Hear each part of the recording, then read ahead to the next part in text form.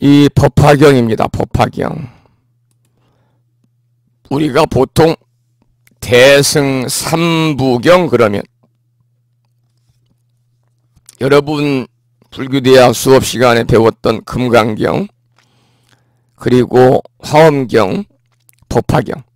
그러니까 법화경은 금강경, 화엄경과 더불어서 대승 삼부경 중에 하나입니다. 법화경은 몇 종류가 있냐면 세 종류가 있습니다. 세 종류. 이 한자로 번역된 세 종류가 있는데, 이 서진이란 스님이 서진 때죠. 서진. 동진 서진할 때, 요진할 때 당나라 서진의 축법포라는 스님이 번역한 정법화경이 있고 10권입니다. 그리고 이제 이 당나라 요진의 구마라집 스님이 번역한 우리가 지금 공부하는 묘법연화경이 7권이죠. 그리고 수나라 때 사나굴다 스님이 번역한 천품 묘법연화경 7권입니다. 이렇게 세 종류가 있습니다만 우리가 보통 삼역본이라고 그러거든요. 세 가지로 번역된 이 법화경 가운데서 구마라집 스님이 번역한 묘법연화경이 가장 널리 수지 독송되고 있습니다. 그래서 우리가 지금 공부하고 있는 이 법화경은 이제 묘법연화경의 약칭입니다. 이 제일 많이 봉독되고 있는, 우리나라에서 법화경 그러면 구마라집 스님이 번역한 묘법연화경을 이야기합니다.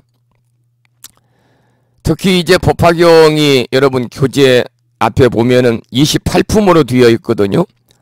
법화경이 28품으로 되어 있는데 관세음보살 보문품으로 이렇게 되어 있습니다만 우리가 줄여서 관음경이다 이렇게도 말을 합니다. 관음경이다. 그래서 관음신앙 성립에 커다란 영향을 준 민간 경전으로 많이 독송이 되어 있지요. 우리가 지금 공부하는 법화경은 구마라집 스님이 번역한 묘법연화경인데, 이 법화라고 할 때 법법자 빛나라자를 씁니다마는 법화라는 뜻은 서가모니 부처님께서 깨달으신 경지를, 부처님께서 깨달으신 경지를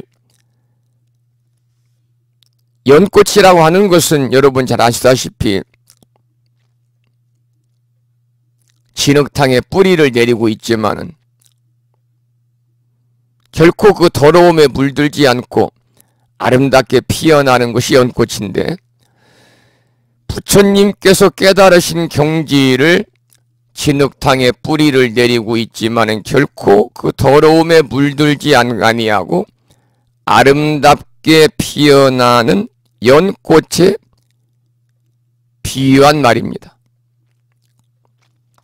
그래서 이 법화부 경전, 불교 경전 가운데 가장 넓은 지역과 가장 많은 사람들에 의해서 수지 독송된 대승경전 중에 꽃이다. 이렇게 법화경을 얘기할 수 있고요. 법화경이 28품입니다만은 법화경 28품 중에서 핵심 사상이라고 할 수 있는 회삼귀일이 등장하는 방편품을 잠깐 미리 살펴보겠습니다. 회삼귀일이라고 하는 것은 삼승이 일불승으로 통일되는 것을 말합니다. 삼승이라는 것은 여러분 다 우리 배웠죠? 불교대학에서 성문, 연각, 보살, 그 뒤에 승자를 붙이면 성문승, 연각승, 보살승을 말합니다. 그래서 이 회삼귀일이라는 것은 모일일자, 석삼자, 돌아올 귀자, 한일자 삼승이 성문승, 연각승, 보살승이 일불승으로 통일되는 겁니다. 여기서 일불승 할 때 승자는 탈승자입니다. 부처님은 이 방편품에서 우리가 이제 부친 10대 제자 중에서 지혜 제일이라고 하는 사리불에게 열애가 깨달은 진리는 심심무량해서 그 누구라도 쉽게 이해할 수 없는 바 설령 사리불과 같이 지혜가 아주 뛰어난 제자라 할지라도 이해하기 어렵다고 말을 하고 있습니다. 그래서 단도적인 가르침보다는 법화경에서는요, 방편품에서 보면 여러 가지 교묘한 방편을 써서 가르침을 설명하고 있는 것이죠. 그래서 부처님이 중생들을 집착에서 해방시키기 위해서 삼승의 가르침을 편 것도 일종의 방편입니다. 여기서 삼승이란 방금 말씀을 드린 것처럼 성문승, 연각승, 보살승. 연각승 우리가 독각승이라고도 합니다만은 벽지불이라고도 하고요.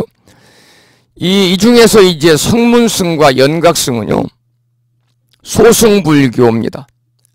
그러니까 성문승과 연각승은 홀로 이 세상의 모든 번뇌에서 벗어나는 것을 목표로 하는 소승불교이고, 삼승 중에서 보살승만이 일체중생을 제도하는 것을 목적으로 하는 대승불교를 가리키는 말이라고 할 수가 있습니다. 부처님의 진정한 가르침은 오직 하나다. 제2, 제3의 가르침은 없다. 분명 일불승만 있다. 하지만은 타락한 시대의 중생들이 그 말을 이해하지 못하는 까닭에 부처님은 교묘한 방편을 써서 삼승을 말한 것이죠. 이것을 삼승 방편, 일승 진실이라는 말로 우리가 부르기도 합니다. 그리고 이제 이 법화경은 원래 이 법화경의 제목은요, 사타르마 푼다리까 수트라는 경이라는 거니까 이 사타르마라는 것은 바른 법, 정법, 다른 말로 진리, 그런 뜻이에요. 법화경의 원 제목이 사타르마 푼다리까 수트라인데, 사타르마는 바른 법, 진리, 정법이란 말이고, 푼다리카는 백년꽃이다. 백년. 우리가 이 연꽃 중에서도 백년을 얘기하는 겁니다. 백년꽃이 이제 푼다리카고, 수트라는 경이니까 이런 의미로 보면 법화경은 백년꽃과 같이 올바른 가르침이라는 의미가 되겠죠. 백년꽃과 같이 올바른 가르침이다.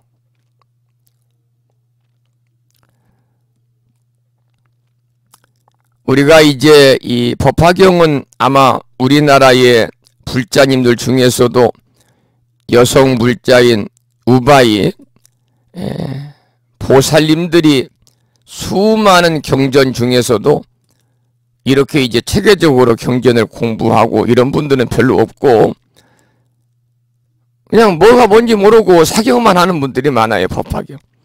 아마 여러분도 그런 경험을 하신 분들이 계실 겁니다. 법화경을 사경하면 소망이 다 이루어진다. 소원 성취가 이루어지는 경전이다.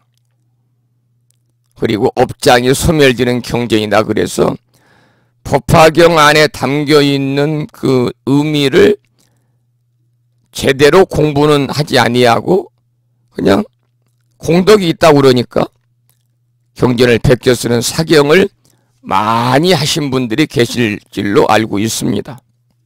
가장 많이 사경되는 경전이 바로 법화경이니까요. 그런데 이제 오늘부터 이 법화경을 좀 체계적으로 공부를 하시면 앞으로 우리 법우님들이 경전을 베껴 쓰는 사경을 하시더라도 눈에 들어오는 거죠. 아, 이 무슨 말이구나. 들으면 또 귀가 열리는 거죠.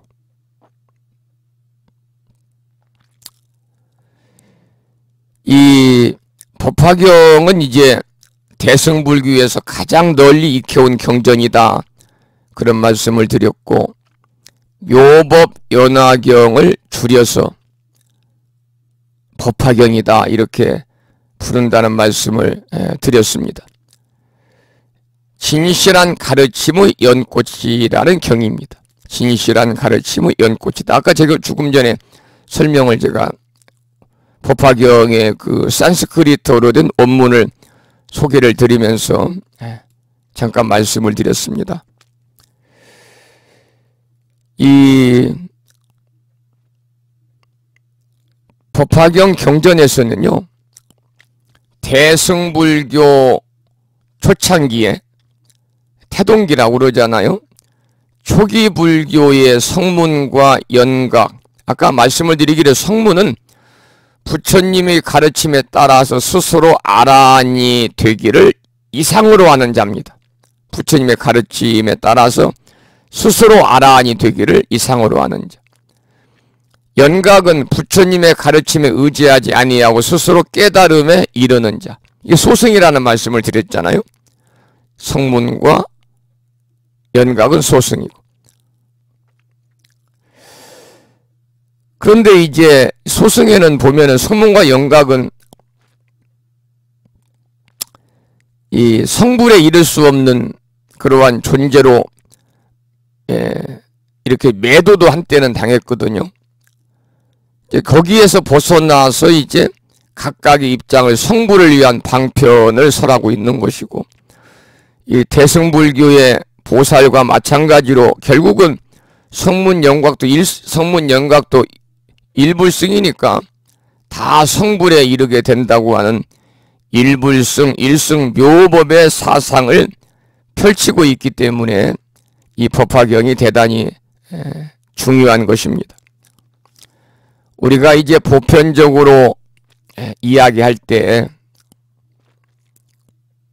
이렇게 이제 많이 이야기를 합니다. 보편적으로 이야기할 때 그 성불에 관한 이야기를 할 때요, 법화경에서는요, 누구나 일체 중생이 다 성불할 수 있다고 하는 그러한 가치관을 심어주고 있기 때문에 일체 중생이 성불할 수 있다는 것은 다시 말씀을 드리면 모두가 다 부처가 될 수 있다 하는 커다란 희망의 메시지를 우리에게 주고 있는 겁니다. 모두가 다 성불할 수 있다. 이것처럼 더 좋은 희망의 메시지가 어디에 있겠습니까? 그래서 이 법화경 강의 경전 제일 뒷장에 보면 법화경의 가르침이 무엇입니까? 거기에 대한 대답이 사람이 부처님이라는 진리를 믿고 받아들이는 것입니다. 그랬어요. 여러분 경전 들어가기 전에 이 경전 가장 뒤쪽 한번 보시고 제가 읽어볼 테니까 잘 들어보십시오. 여기에 쓰인 문구가 너무나 좋아서 그냥 넘어가기는 좀 아쉽습니다. 이러면 읽어보겠습니다. 법화경의 가르침이 무엇입니까? 사람이 부처님이라는 진리를 믿고 받아들이는 것입니다. 상대방을 부처님으로 받들어 섬기면 그도 행복해지고 나도 함께 행복해집니다. 법화경은 바로 행복의 열쇠입니다. 이 열쇠가 아니고는 행복의 문이 열릴 길이 없습니다. 이 세상에서 사람이 진정으로 행복하려면 사람과 사람의 관계에서 행복해져야 합니다. 그러려면 먼저 나와 가까운 사람부터 부처님으로 받들어 섬기는 마음 자세가 필요합니다. 부모님이든 아내나 남편이든 자식이든 친척이나 친구든 간에 나와 가까운 관계에 있는 사람부터 먼저 부처님처럼 생각하고 받들고 찬탄하면 저절로 나와 상대가 다 함께 행복해집니다. 그런 마음을 먹기만 해도 이미 행복해지기 시작합니다. 금은 보화와 온갖 값비싼 물건으로 집을 치장하고 수백만 원짜리 옷을 몸에 걸치고 기름진 음식으로 배를 불린다고 해도 내가 사랑하고 존경하는 사람이 없고 나를 사랑해주고 존경해주는 사람이 없다면 황량한 무덤과 같이 공허한 것일 것입니다. 그 속에 무슨 행복이 있겠으며 편안하고 즐거운 마음이 있을 수가 있겠습니까? 바로 이 말씀은 우리가 상대방을 부처님으로 받들어 모시자는 겁니다. 그럴 때 상대방도 행복하고 나도 행복해진다. 한마디로 이것이 법화경 가르침이다 그 말이죠. 사람이 부처님이라는 진리를 믿고 받아들이는 것이 바로 법화경의 가르침의 핵심이다. 이렇게 쓰여있는 가장 뒤쪽에 있는 그 문구가 그냥 지나치기는 좀 아쉬움이 있어서 여러분들이 한 번쯤 읽어보신 분도 계시겠습니다만 함께 읽어보았습니다. 그러면 지금부터 이 교재를 가지고 이제 수업을 하겠습니다만 제가 아침 방송을 통해서 한 2차례 그 말씀을 드렸는데요. 교재를 도착하는 분들은 연락 주세요 그랬는데 오늘 들어간 분도 계시고 교재가 많이 부족한가 봐요. 울산에 사시는 보명화 보부님께서 사무실 감사 준비로 조금 바빴습니다. 그래서 교재가 오지 않았다는 소식을 늦게 드리게 돼서 죄송합니다 그러셨습니다. 오늘은 청강으로 공부하겠습니다. 바로 조치를 해서 오늘이 목요일이니까요. 늦어도 다음 주 월요일이나 화요일까지는 도착할 수 있도록 챙겨서 다시 보내도록 그렇게 하겠습니다. 여러분 오늘 이제 법화경 첫 시간입니다. 연꽃처럼 아름답고 미미한 진리의 가르침입니다. 법화경은 84,000 경전 중에서도 가장 으뜸의 자리를 차지합니다. 그리고 부처님 설법의 완성이다. 그러니까 즉 8만 대장경의 최고봉이다 이렇게 말씀을 드릴 수가 있습니다.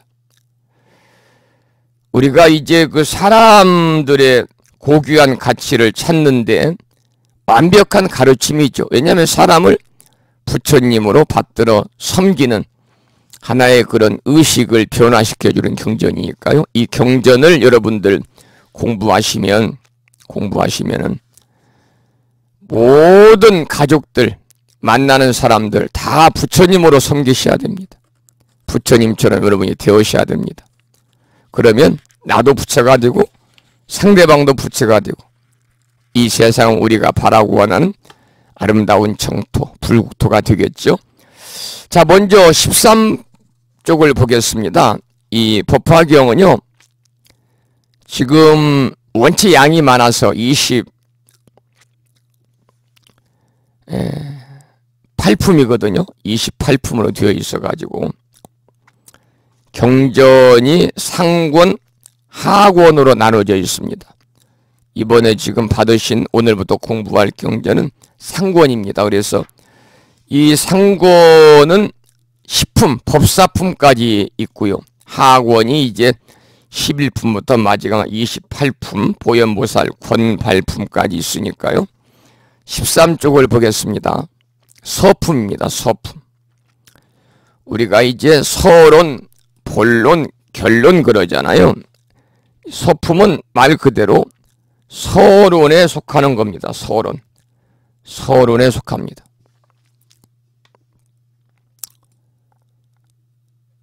서품을 먼저 보겠습니다. 서품은 서론에 해당되는 내용입니다.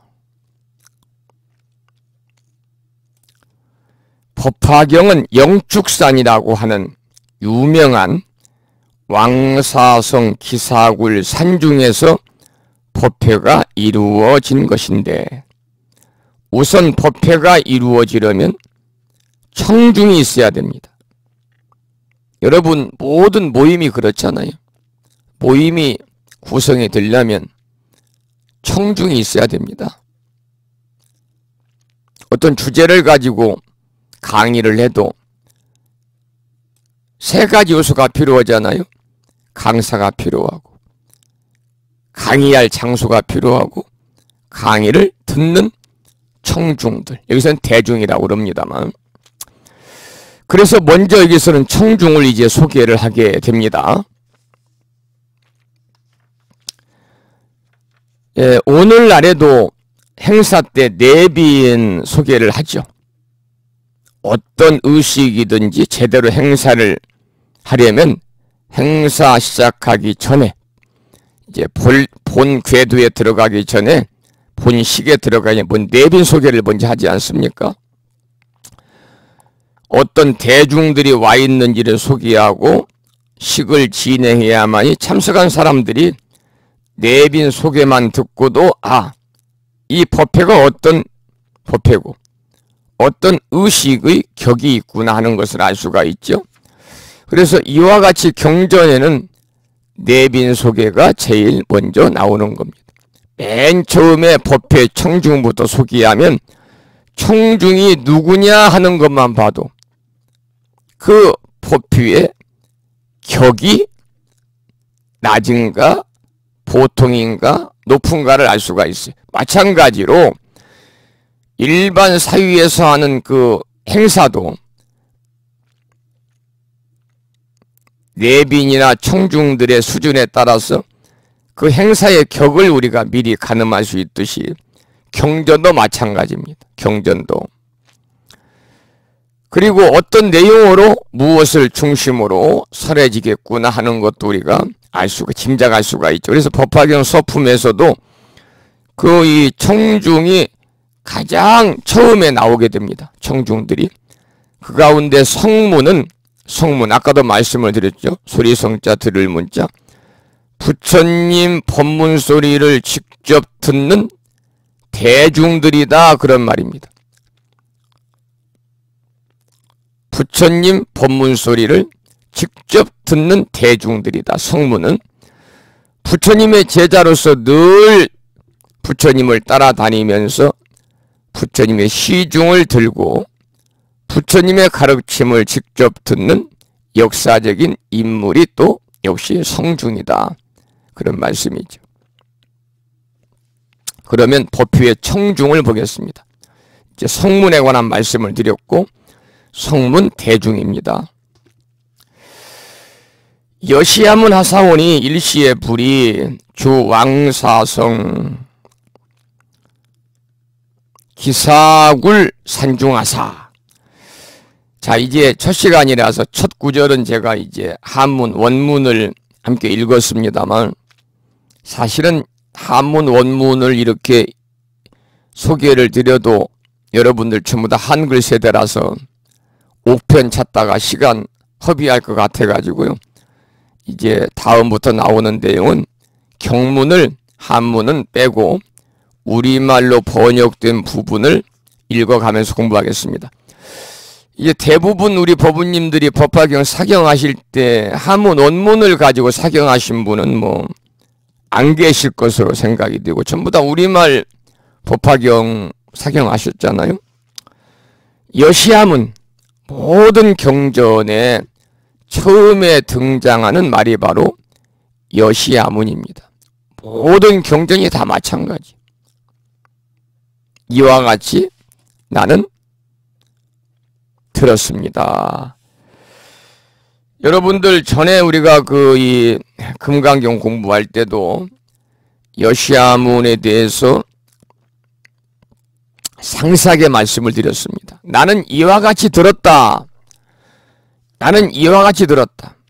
그래서 여시야문 일시불로 시작을 합니다.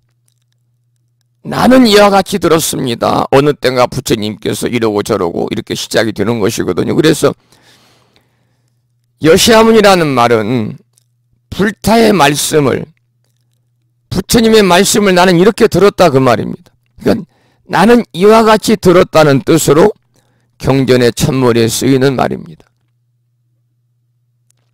나는 이와 같이 들었다. 여시는 경 가운데 설한 부처님의 말씀을, 이 말입니다.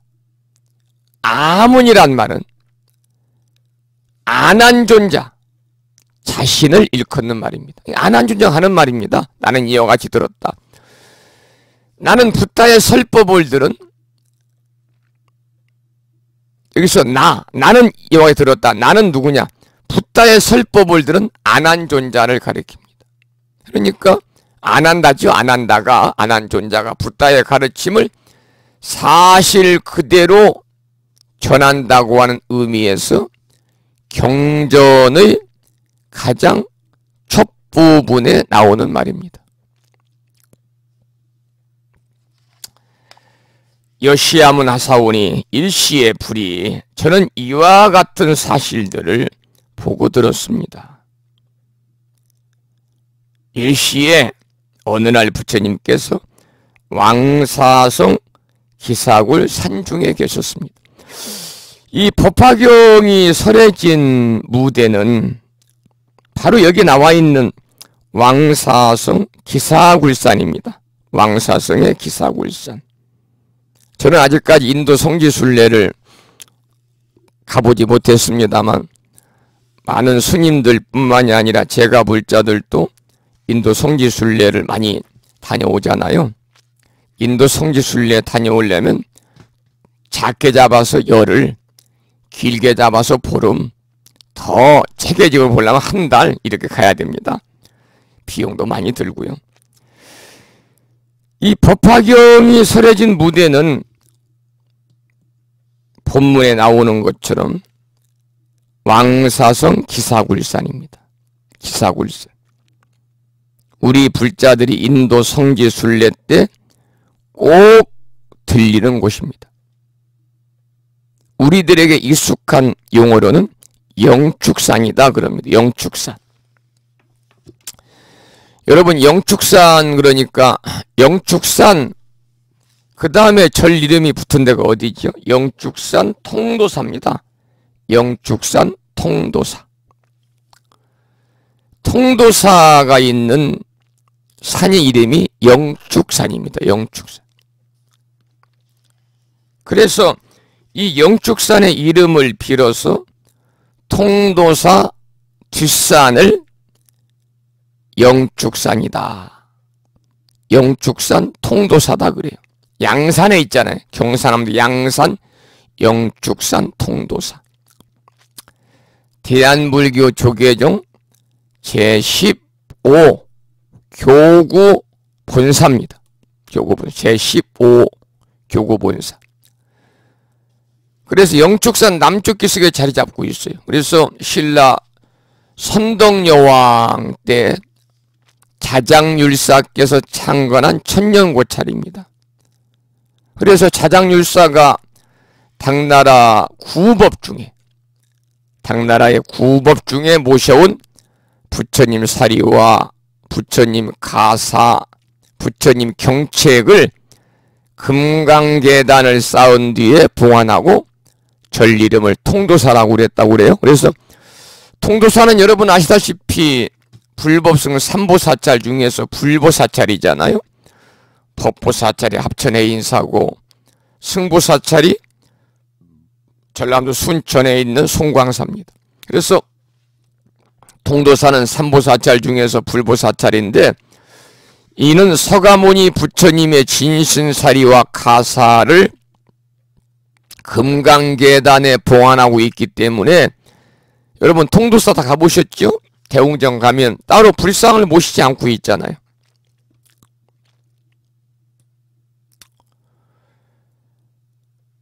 그래서 이 영축총림 통도사다 이렇게 부르고 있습니다.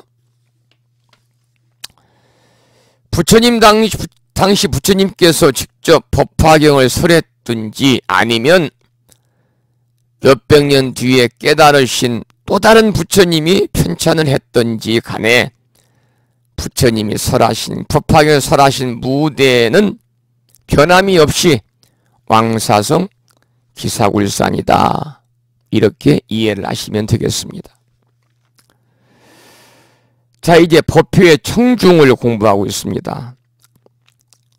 저는 이와 같은 사실들을 보고 들었습니다.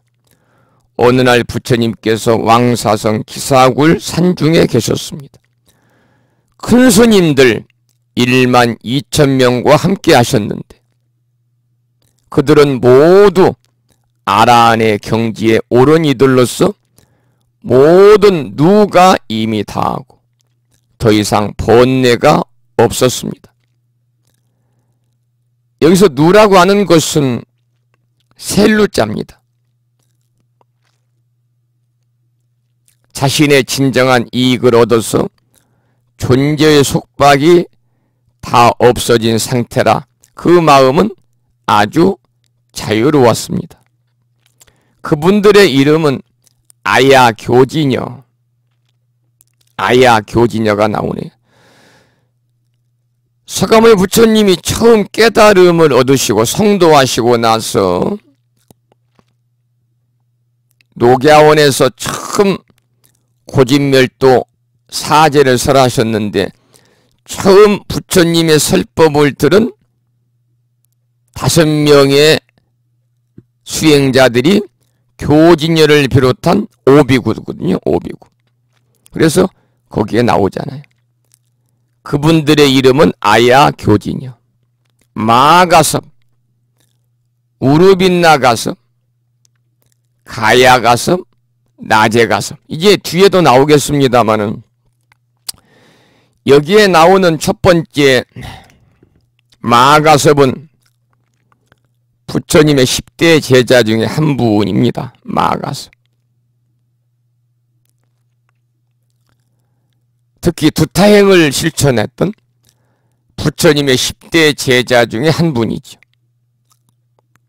두타제일 마가섭이고 그 다음에 우르빈나가섭, 가야가섭, 나제가섭은요 가섭 삼형제라고 그래서 원래 의도였습니다마는 부처님께 귀를 해서 아라한이 되신 분들입니다. 뒤에 이제 상세하게 설명이 나오니 그때 부연해서 말씀을 드리겠습니다. 사리불 대목건년 마하가전년 아누루타 검빈나 교범바제 이바다 필릉가바차 바꾸라 마구치라 난타 손타라 난타 부루나 미다라 나디자 수보리 아난 라울라 등등 세상에 알려진 참으로 큰 스님들 대비구였습니다. 우리가 이제 보편적으로 독신성들을 비구라고 그럽니다. 그런데 이제 결혼해서 절집에서 함께 철을 두고 자식을 두고 함께 절집 생활하는 분들은 대처성이라고 그러잖아요. 우리나라에서는 이제 대한불교 조계종이 비구 종단이 있죠. 대한불교 조계종은 철을 취하고 있거나 호적에 부인이 있으면 성적이 없어집니다. 성적이. 제적이 된다든지 멸빈이 된다든지 그런 이 제재를 당하거든요. 그런데 대비구라는 것은 뭐냐? 요즘에 흔히 쓰는 말로 큰 스님입니다. 부처님 당시에는요 전부 다 독신승이었습니다. 그래서 전부 다 비구라는 말이 나와요. 그 중에서도 대비구는 뭐냐? 요즘으로 말하면 큰 스님이다 그 말입니다.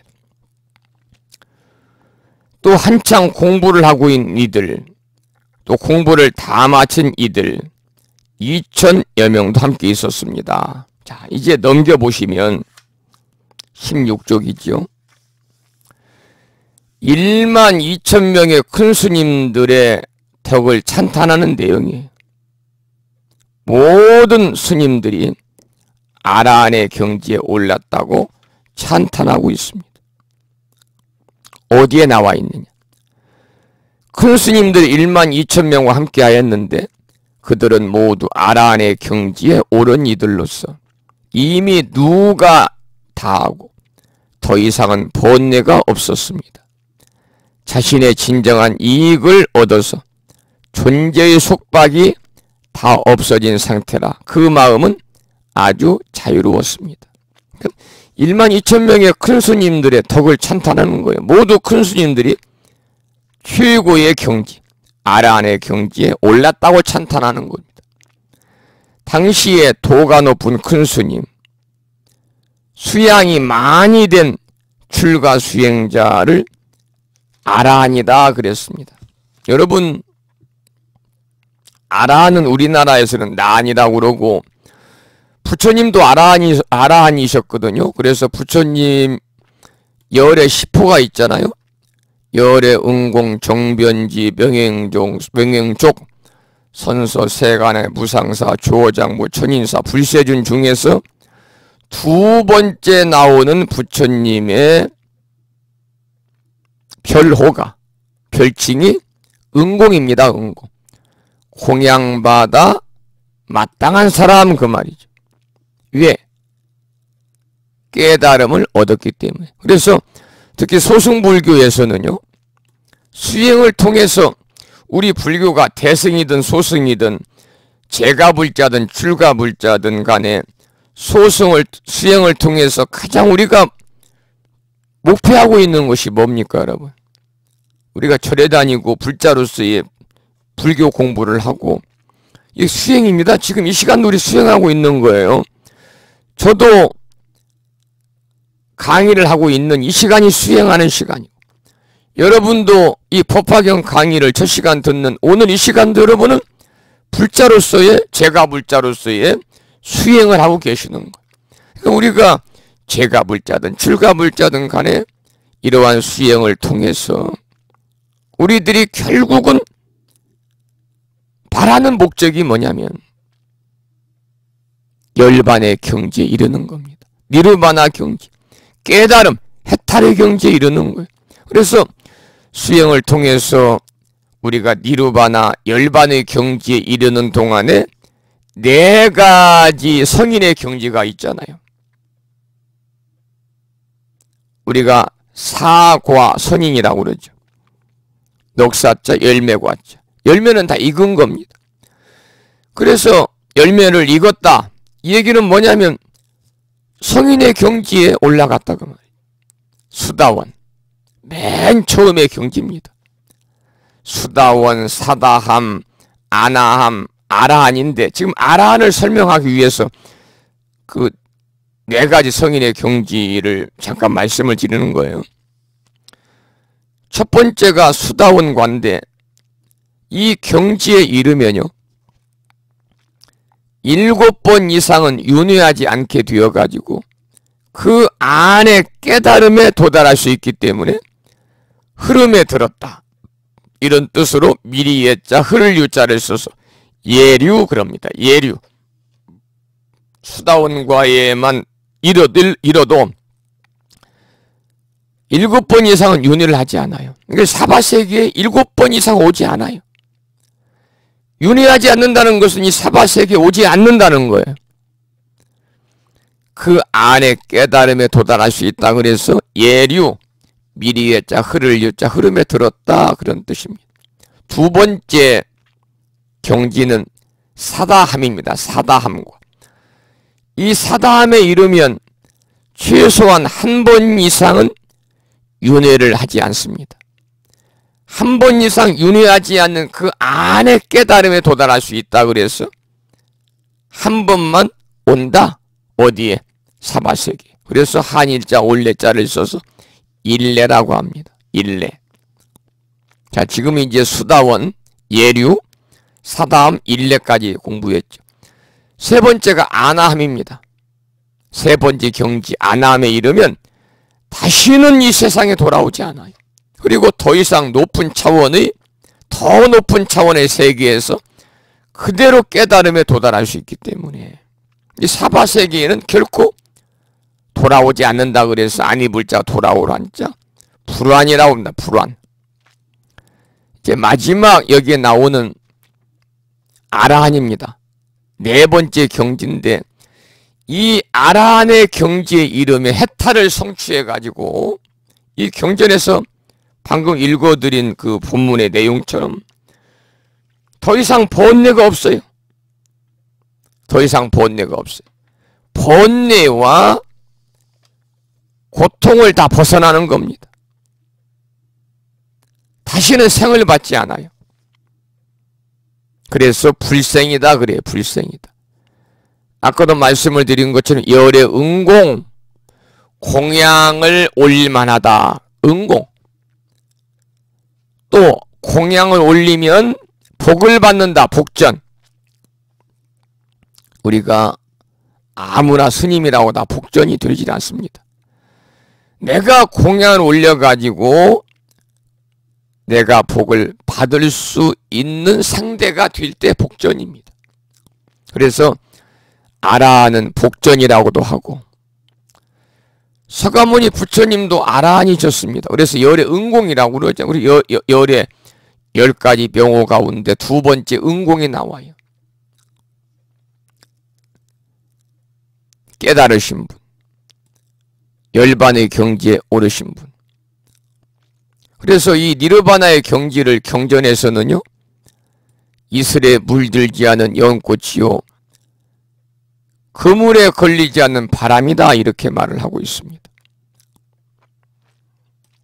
부처님께서는 뭐라고 그러셨느냐? 부처님께서는 수다원과에만 이르러도 지구를 다스리는 왕, 전륜성왕 있죠? 수다원과에만 이르러도 지구를 다스리는 전륜성왕이나 우주를 다스리는 천왕보다 훨씬 낫다고 말씀을 하신 적이 있을 정도로 네 가지 성인의 경지가 대단히 값진 것이다. 이런 말씀을 참고로 드립니다. 다시 본문으로 16쪽으로 갑니다. 12,000명의 큰 스님의 덕을 찬탄한 내용을 지금 쭉 읽어드렸습니다.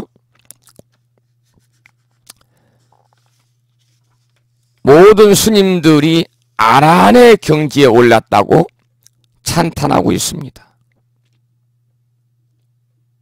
당시에 도가 높은 큰 스님, 대비구, 수양이 많이 된 출가 수행자를 아라한이라고 했습니다. 오늘날 우리는 큰 스님들을 우리가 뭐라고 부릅니까? 큰 스님들을 도인이다 그럽니다. 도인. 요즘에 도인이 있는지 모르겠어요. 도인이다. 또 큰 스님들을 뭐라고 그러느냐? 선지식이다 그래요. 선지식을 우리가 잘 만나야 된다 그러잖아요. 선지식을 잘 만나야 된다. 선지식도 우리가 전생에 심어놓은 그러한 복이 많은 분들이 선지식을 만나는 거예요. 그렇지 못한 분들은요, 절에 100날 다녀도 제대로 정법을 알려주는 스님들 만나기 어려워요. 선지식은 다른 게 아니라 불교의 바른 도리를 가르치는 사람이에요. 선자는 착한 선자를 씁니다.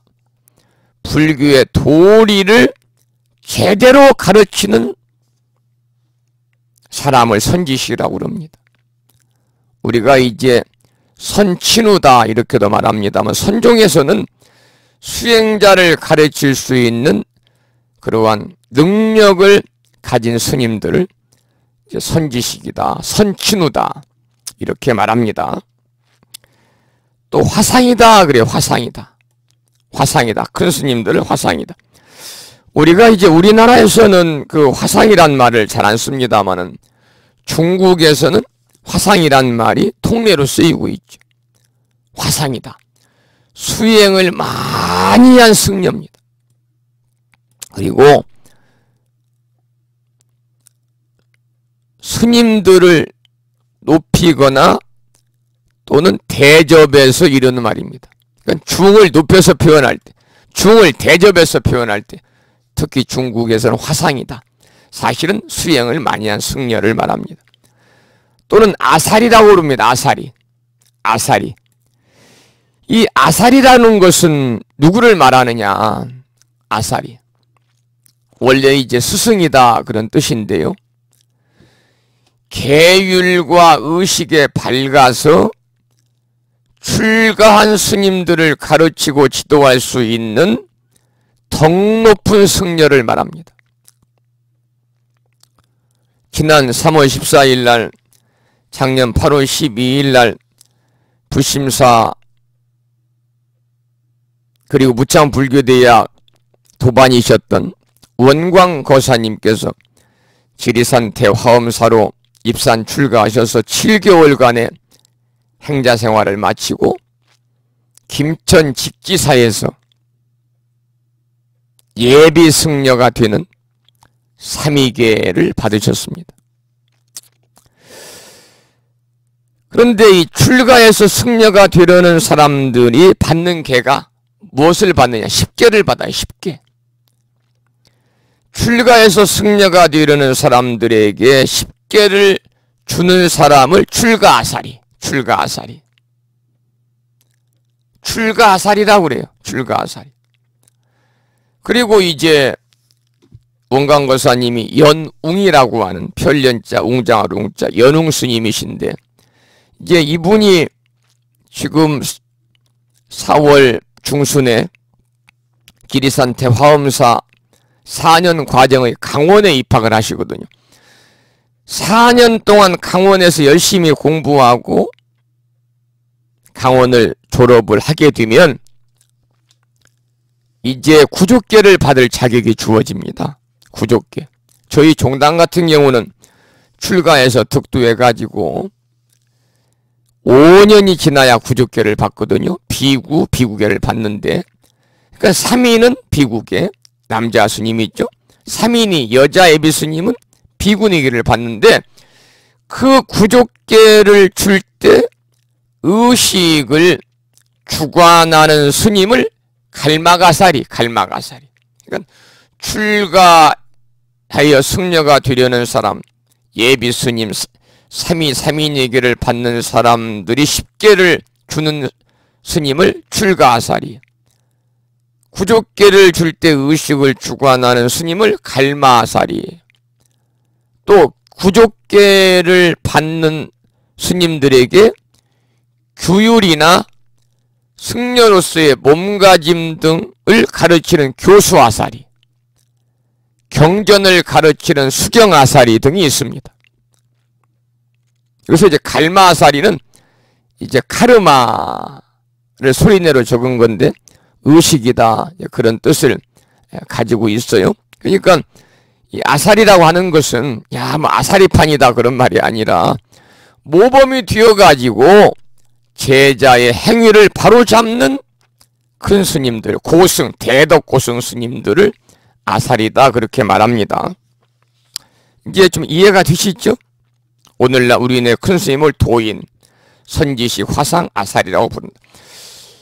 부처님 당시에는 이런 용어보다는 아라한이라는 말을 주로 쓴 것 같아요. 아라한.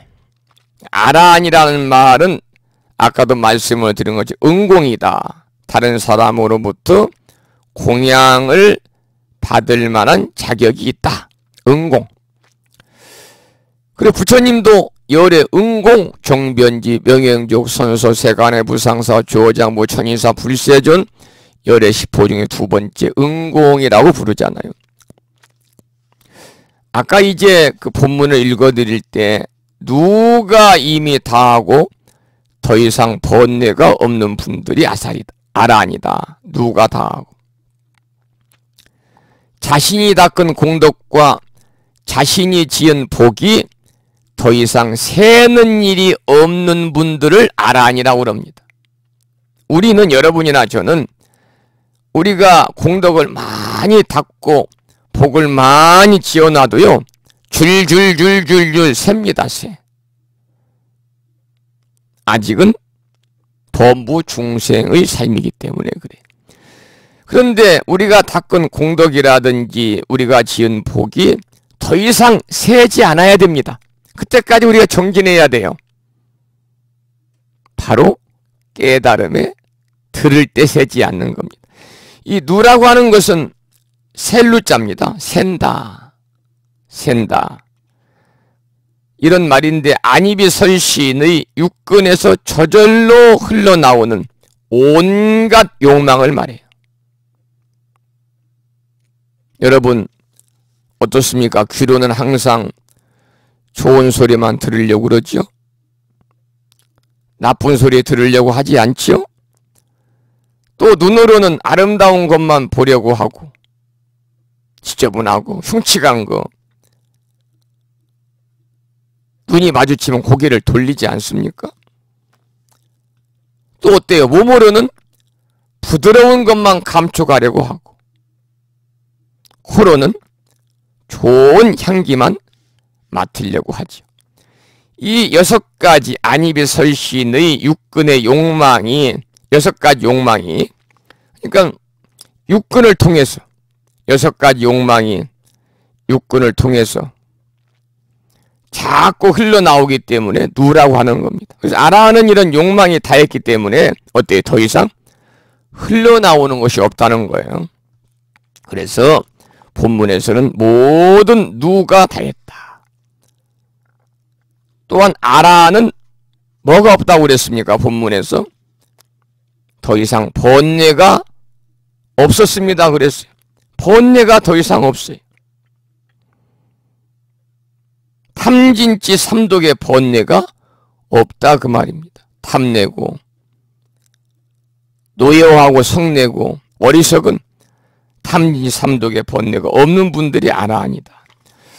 그리고 본문에 뭐라고 나왔습니까? 자신의 진정한 이익을 얻어서 존재의 속박이 다 없어진 상태라 그 마음이 아주 자유로웠다고 그랬습니다. 자신의 진정한 이익을 얻었다고 그랬어요. 우리는 자기에게 이로운 일을 하기 위해서 많은 노력을 합니다만 모두 나름대로 자기의 지식과 경험과 지혜를 총동원해 가지고 아주 유리하게 살고 현명하게 살고 자신에게 이익이 되게 살고자 하잖아요. 그런데 정말 자신에게 이익이 되는 것이 무엇인지 알고 있느냐 이렇게 물었습니다. 앞으로 법화경을 공부하면서 이 점도 같이 생각해보자. 정말로 나에게 이익이 되는 일이 무엇인가. 그리고 또 한 가지는 존재의 속박이 다 없어진 상태다 그랬습니다. 존재의 속박이 다 없어진 상태. 본문에 나오는 말씀을 지금 부연해 말씀드리는 겁니다. 우리는 모든 것이 있다고 하는 것에서 속박을 받고 있어요. 우리는 모든 것이 있다고 하는 그러한 생각으로 우리가 속박되어 살고 있는 거예요. 어찌 보면은 얽매이는 거예요. 얽매이면 매사에 어때요? 자유롭지가 못한 것이거든요. 가족이든 재산이든 명예든 무엇이든지 있다고 하면 그 있는 것에 얼마나 속박을 받겠느냐 그 말이죠. 예를 들었네요. 아마 여러분 뒤에 나오는 내용을 제가 말씀을 드리면 이해가 될 겁니다. 옛날 카메라가 귀했던 시절에 어떤 스님이 비싼 돈을 들여서 카메라를 하나 샀는데 마음이 늘 카메라에 가 있었어요. 행여나 잃어버리지나 않았을까? 없어지지나 않았을까? 수시로 걸망을 열어서 확인한 것이죠. 그 물건을 늘 걸망에 놓고 짊어지고 다니지 못하니까 밥 먹다가도 자다가도 화장실 가서도 등산을 가서도 걸망 속에 넣어둔 카메라 생각뿐이었습니다. 몇 날 며칠을 카메라에 속박이 되어서 그렇게 끙끙대다가 스님은 결국 카메라를 강물에 던져버렸다는 거죠. 이것이 바로 존재의 속박, 가짐으로 인해서 받는 속박, 있음으로 인해서 오는 속박입니다. 있어도 가져도 속박받지 않는 경우가 얼마든지 있죠. 우리가 없어가지고 속박받지 않는 것은 쉽지만 있으면서도 속박받지 않아야 가장 바람직하다는 겁니다. 물론 갖지 못했어도 못 가졌다는데 마음이 끄달리지 않는다면 좋은 일이죠. 그러나 가지고도 끄달리지 않는 것, 이것이 훨씬 수승하고 훌륭한 일이라는 겁니다. 부처님과 함께 유행하던 1만 2천 명의 큰 스님들은 존재의 속박이 다 없어진 상태였기 때문에 그 마음은 아주 자유로웠습니다라며 찬탄하고 있어요. 다시 본문을 한번 보겠습니다. 15쪽입니다. 큰 스님들, 대비구들, 여대 비구 대중 12,000인으로 그랬거든요. 큰 스님들, 대비구들 12,000명과 함께 하셨는데 그들은 모두 아란의 경지에 오른 이들로서 모든 누가 이미 다 하고 더 이상 번뇌가 없었습니다. 자신의 진정한 이익을 얻어서 존재의 속박이 다 없어진 상태라 그 마음은 아주 자유로웠습니다 하면서 찬탄하고 있는 거예요. 그리고 그 다음에 이제 그분들의 이름이 쭉 자세하게 이름을 소개하고 있습니다. 그분들 가운데 우루빈나 가섭, 가야 가섭, 나제 가섭은 삼가섭이다 그래가지고 부처님 당시 불을 섬기는 이교도 사화위도였는데 부처님께 귀의를 했던 분입니다. 자, 이제 나와 있는 그 큰 스님들의 이름을 자세히 소개하고 있어요. 그분들의 이름은 아야 교진여. 아까 제가 이제 아야 교진여에 대해서는 여러분들에게 말씀을 드렸죠. 부처님께서 처음 이제 깨달음을 얻고서 성도를 하시고 나서 부처님이 처음으로 법을 설한 대상이 누구냐? 아야 교진여입니다. 그러니까 교진여는 아야라는 것은 무슨 말이냐? 잘 알았다 그런 뜻이에요. 아야, 잘 알았다. 교진여는 성입니다. 성. 그러니까 최초로 부처님의 교화를 받고 잘 안 사람을 표현하는 것입니다. 바로 그런 의미를 가지고 있어요. 그러니까 아야 교진여는 부처님의 처음 부처님이 녹야원에서 법을 설한 것을 초전법륜이라고 그러잖아요. 부처님의 초전법륜을 들었던 5비구 중에 한 분이 바로 아야 교진여입니다. 부처님의 초전법륜을 들었던 5명의 비구 중에 한 명이 바로 아야 교진여. 부처님은 녹야원에서 아야 교진여 등 5비구에게 비로소 첫 가르침을 펴셨다고 그러잖아요.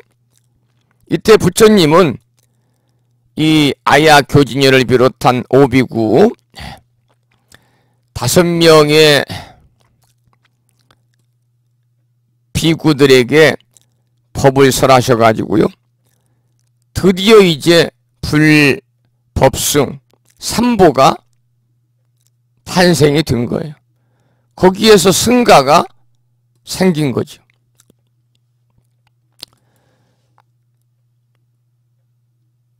아야 교진여, 마가섭, 우르빈나가섭, 가야가섭, 나제가섭. 가섭이 4명 나와요. 마가섭에 밑줄을 치고 우르빈나가섭, 가야가섭, 나제가섭에 쭉 가섭 3명의 밑줄을 쳐보세요. 여기서 말하는 마야가섭과 뒤에 나오는 우르빈나가섭, 가야가섭, 나제가섭은 전혀 다른 가섭입니다. 처음에 나오는 마가섭은요, 마가섭은 석가모니 부처님의 10대 제자 중에 한 분이에요. 가섭은 바라문 계급의 성입니다. 그래서 당시 석가모니 부처님의 제자 중에는요, 가섭이라는 성을 가진 자들이 많았다고 그래요. 방금 말씀드린 가사섭이란, 가섭 삼형제도 있고 동가섭이란 사람도 있고, 그래서 가섭 삼형제와 동가섭과 구별하기 위해서 마가섭이다, 마라는 말은 크다, 위대하다 그 말이잖아요. 그래서 위대한 가섭이란 뜻으로 마가섭이라 불렀는데, 원래 마가섭은 부잣집 아들이었는데요, 어려서부터 속세를 싫어해가지고 부처님이 출가했어요. 출가해가지고 두타행으로서 유명했습니다. 두타행. 두타행이란 뭐냐면 항상 누더기 옷을 입고 사는 곳은 묘지입니다. 묘지에 살면서 걸식하는, 즉 청정한 수행에 전념하는 거예요. 무력이 없어요. 무력이 있는 사람이 누더기 옷을 항상 입고 묘지에 살고 걸식하겠습니까? 의식주에도 관심이 없는 거예요. 이러한 청정한 수행에 전념하는 것을 두타행이라고 그래요. 그래서 또 가섭은 서가모니 부처님 제자 중에서 가장 연장자였기 때문에 서가모니 부처님이 열반에 든 후에는 다비, 부처님 다비를 주도했고 제1차 결집을 주도했다고 그러는데, 가섭이 선종의 2조잖아요. 후대에 와서.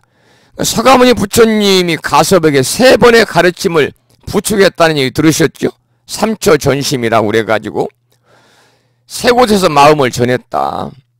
처음에는 다자탑 전분 반좌다. 길어요 말이. 다자탑 전분 반좌. 이거 전부 배웠어요. 불교대학인 아침 방송을 통해서. 그러니까 서가모니 부처님은 가섭에게 3번의 가르침을 부축한 것을 우리는 뭐라고 그러느냐? 삼처 전심이라고 그러는데, 첫 번째가 다자탑 전분 반좌. 서가모니 부처님이 사유국 기수국 고도권에서 법을 설하고 계시는데 가섭존자가 누더기를 입고 뒤늦게 왔어요. 그래 부처님께서 뭐라고 그랬느냐? 너 왜 이제 왔어? 이렇게 한 게 아니에요. 늦게 왔어도 잘 왔다 가섭이요 하고 늦게 온 가섭에게 부처님이 앉으셨던 자리 반절을 나누어 주고 앉으라고 그런 거예요. 이때 가섭은 노비구였어요. 그러자 그걸 지켜본 대중들이, 아니 저 늙은 비구가 도대체 무슨 덕이 있기에 감히 열애의 자리에 앉으라, 열애께서 자리에 앉으라고 하는가 하고 이상히 여기죠. 그러자 서가모니 부처님께서는 대중들의 의아해하는 마음을 살피고는 널리 가섭의 덕을 찬양하였다는 이야기가 있습니다. 이것이 삼처 전심 중에 하나인 다자탑 전분 반좌예요. 두 번째는 여러분이 잘 아시는 염화미수입니다. 서가모니 부처님께서 영취산에서 이 법화경을 설했습니다. 영취산, 영축산입니다. 기사굴산입니다. 그리고 법화경을 설하시면서 연꽃을 들어 보이니까 대중들은 무슨 뜻인지 몰랐는데 가섭 혼자 빙글에 미소를 지었다. 그러자 서가모니 부처님께서는 나에게 정법안이 있으니, 이때는 발을 정자 법법자 눈한자입니다.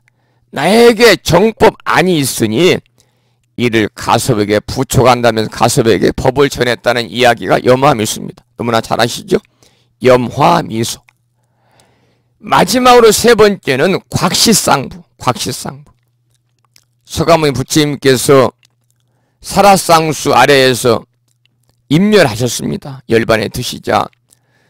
그때 이제 다른 지방에 가 있던 가섭이 무려 7일이나 늦게 도착해서 슬피 통곡을 해요. 은사님이 돌아가셨으니까, 부처님께 돌아가셨으니까. 그러자 서가모니 부처님께서 관 밖으로 2발을 내보임으로써 마음을 전했다. 이게 이제 곽시상부인데, 이 세 가지 다자탑 전분 반좌, 염화미수, 곽시상부의 삼처 전심, 3번 가섭에게 가르침을 부축했다는 거예요. 그 주인공이 누구냐? 바로 대가섭, 마하가섭입니다. 마하가섭. 자, 그리고 이제 뒤에 나오는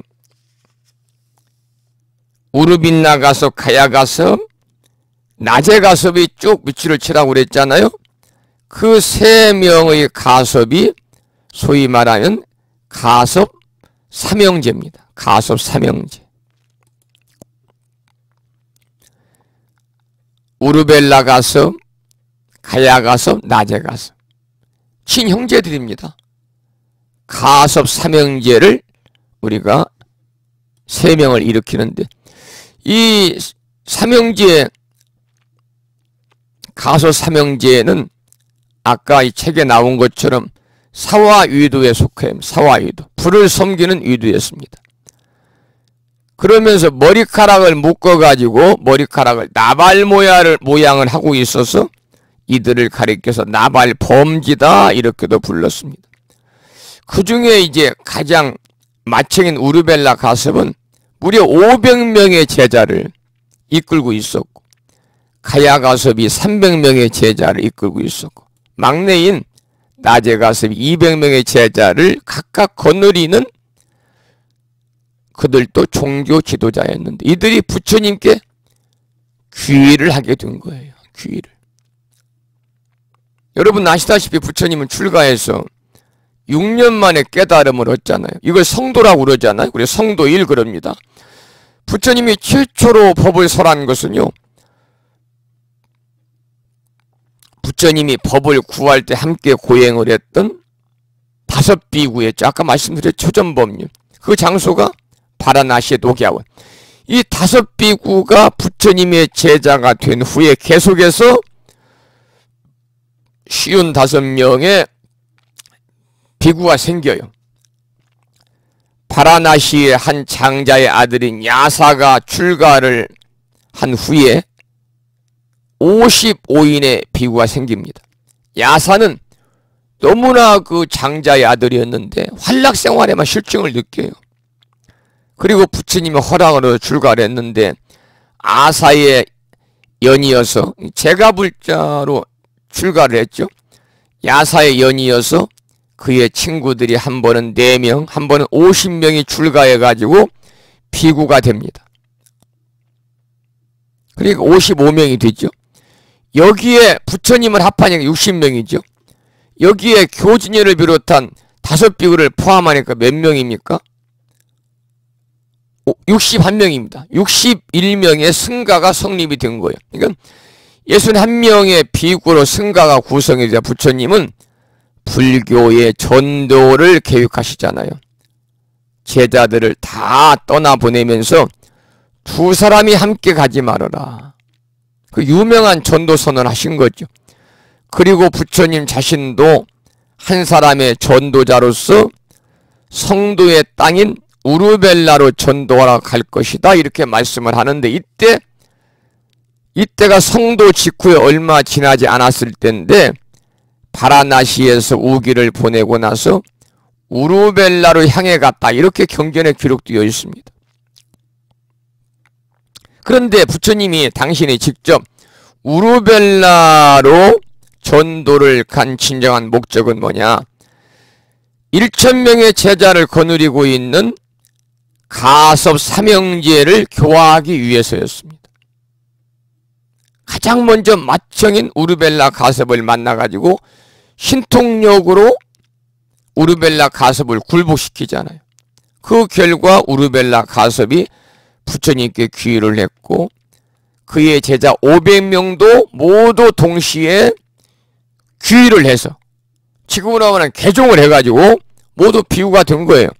이어서 가야 가섭 제자 300명, 막내 가섭, 나제 가섭 200명 그래가지고 1000명이 동시에 1000명이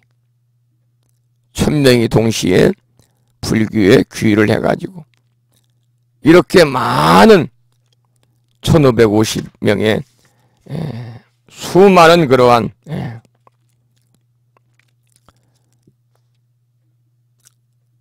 수행자들이 탄생이 되는 거죠. 그 핵심적인 의도의 그 가섭 삼형제가 바로 사화위도를 섬겼던 가섭 삼형제다. 이제 그런 말씀을 드려요. 그 다음에 이제 여기까지 봤고요. 그 뒤에 18쪽은 다음 시간에 공부하도록 하고, 벌써 9시 30분이 돼가지고, 제가 당분간 이제 목이 좀 정상적으로 좀 호전이 되기까지는 1시간 반씩 수업을 하고, 또 뭐 진도를 가지고 다투어야 되는 그런 상황이 아니니까요. 초곤초곤 천천히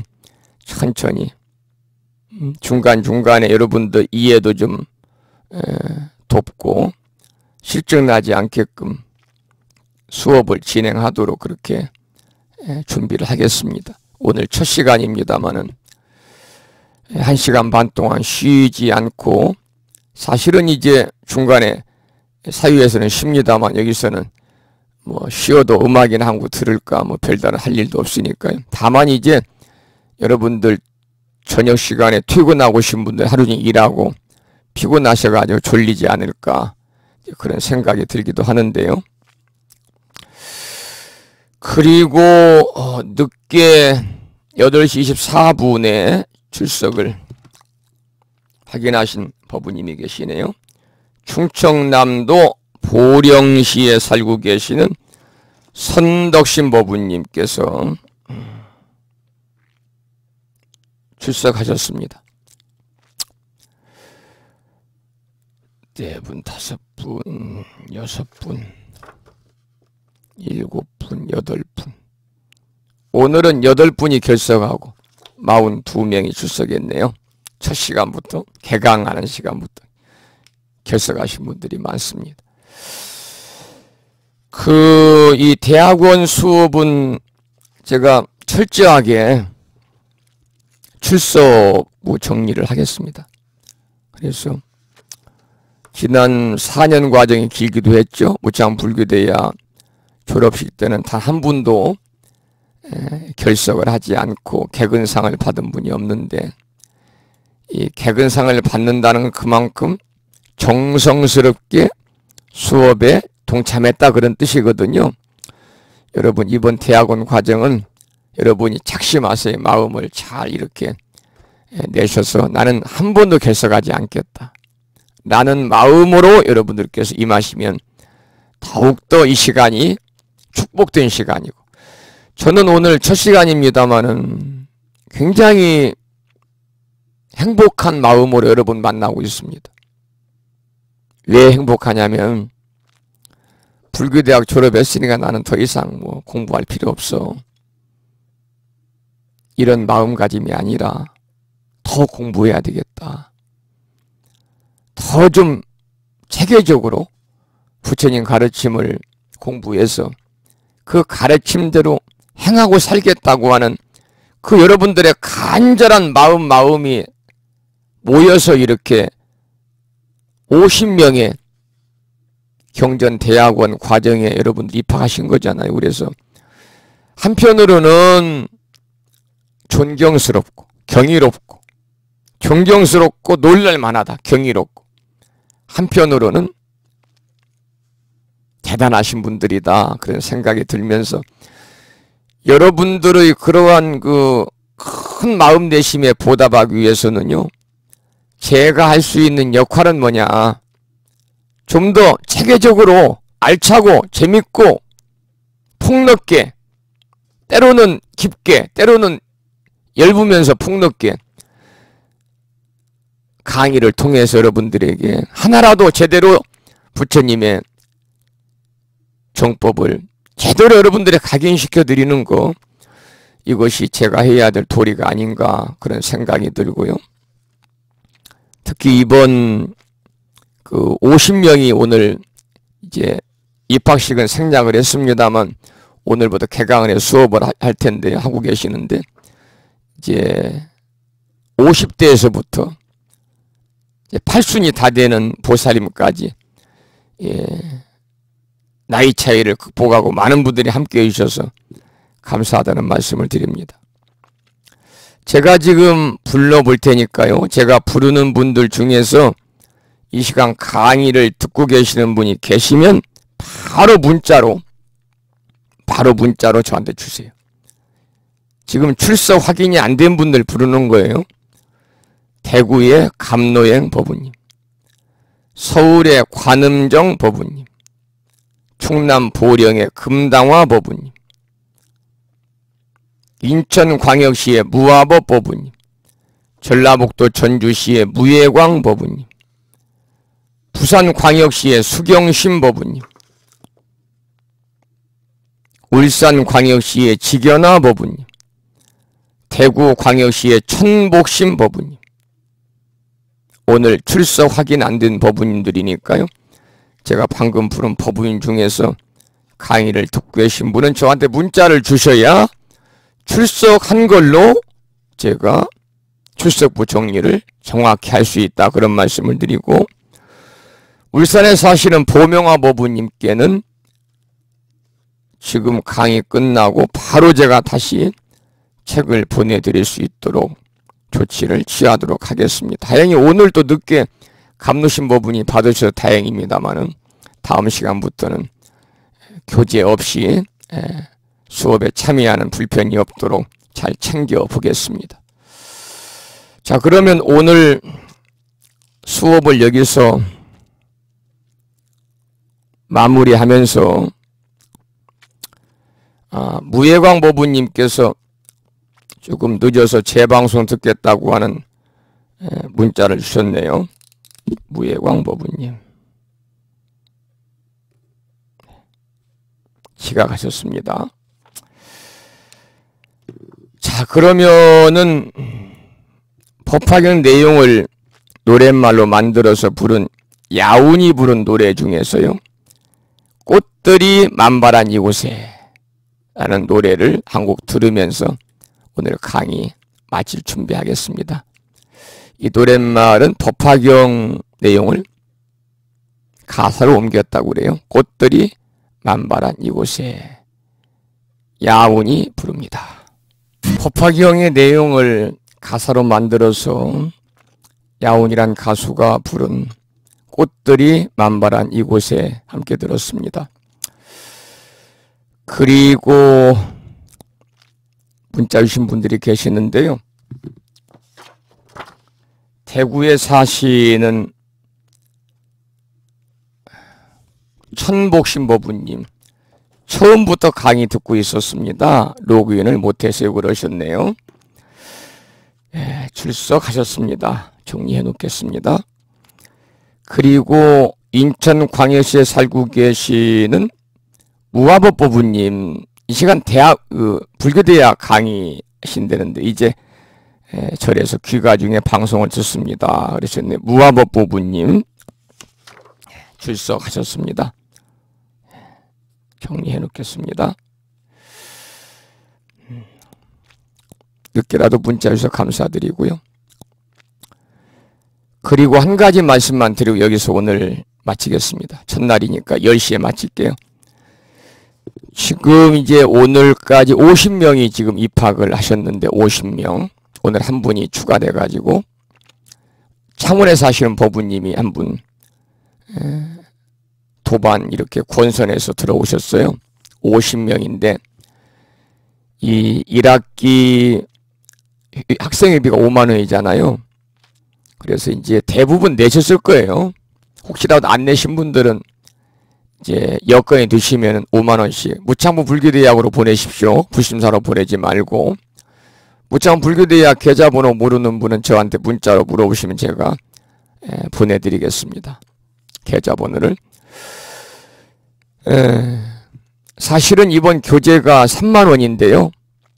10% 할인이 되니까 그 27,000원씩 교재비가 들어갔는데 이번에는 택배비가 안 들어갔습니다. 보통 택배비가 4,000원, 5,000원이잖아요. ES24라고 하는 데서 이렇게 주문을 해서 거기 택배비를 부담해서 보냈기 때문에 택배비가 4,000~5,000원씩 전략이 됐고요. 그래서 사실은 이제 교재비 빼면 그 학생회비가 거의 뭐 얼마 남지 않을 텐데 몇십만 원밖에 안 남을 텐데 이번에는 그대로 남아 있습니다. 그대로. 물론 교재비가 한 15만 원 정도 더 학생회비에서 부담이 이제 되겠습니다만은 늦게 이제 입학하신 분도 계시고 청강하신 다는 분들도 보내드려가지고 대구 광역시에 살고 계시는 보운 거사님이 도반이거든요. 불교대학 졸업하셨고 보운 거사님 그 보살님이죠. 사모님 보은 거사님 보살님이 대선화 법부님이세요. 두 네 분 법부님이 이번 법화경 교재를 법보시 하셨습니다. 그래서 150만 원을 보내셨어요. 현금으로. 그래가지고 법화경 교재를 55권 이렇게 보시아셔가 여러분들에게 보내드려서 무참부의 학생회비가 그래도 좀 이번에 사실은 5만 원씩 내도 50명 해봤자 250만 원이지 않습니까? 그중에 교재비 뭐 하면 얼마 안 남았을 텐데 그대로 다 남아있다 그런 말씀을 드리고 이렇게 첫 번째 법화경 1년 동안 공부할 수 있는 법화경 상권을 55권을 법보시해 주신 대구에 사시는 보은거사님과 보살님이신 대선화 법부님께 감사드립니다. 여러분들 소원성지 기도하시잖아요. 절에 가셔서 집에서 하실 때 거기에 이 두 네이분 좀 넣어주세요.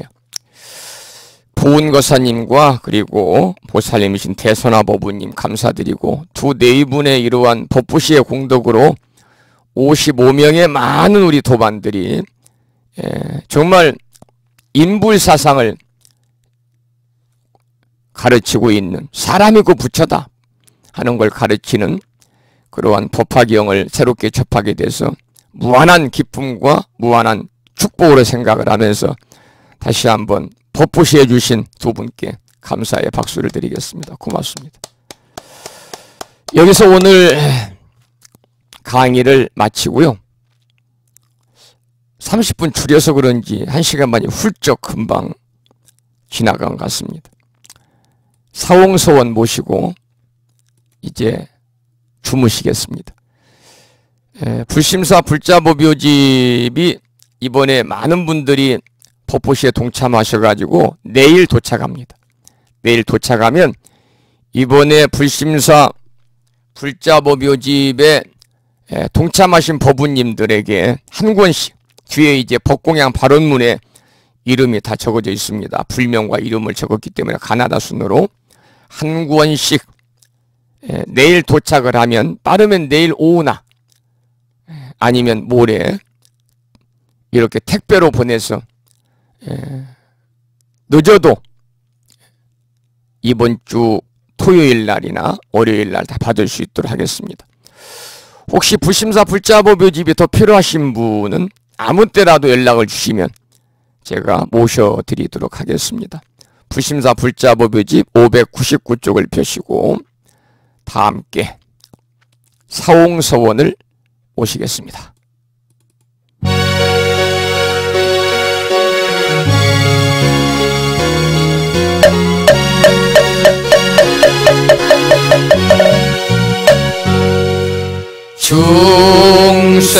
중생을 다 건지오리다 번뇌를 다 끊으리다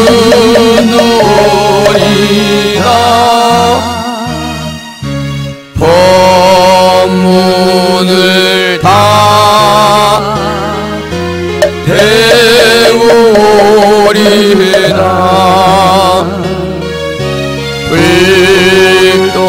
불도를 다 이루리다.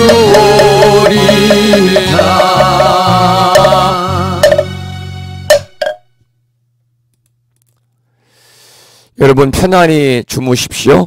1시간 50분 동안 공부하시느라고 밤늦게 고생 많으셨습니다. 문자 주신 분들이 계시 잠깐만 확인해보고 마치겠습니다. 여러분들이 수고하셨다는 말씀 주셨네요. 고맙습니다. 일일이 답장해 드릴 수 없는 점 이해하시고요. 저도 자야 되니까요. 아침 방송도 새벽에 일어나야 되니까요. 여러분 편안히 주무시고요. 계속해서 오늘